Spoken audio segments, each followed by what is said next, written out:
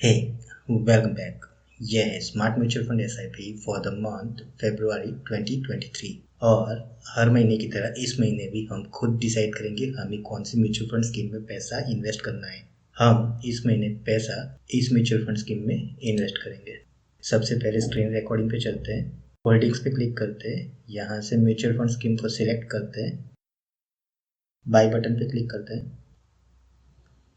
SIP की amount enter करते हैं, इसको ज़रा ध्यान से भरना, फिर बाय नाउ पे क्लिक करना, फिर कंफर्म।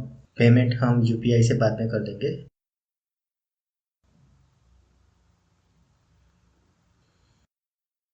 अब होल्डिंग्स देख लेते हैं, ये है होल्डिंग्स, ये है वेल्थ पोर्टफोलियो।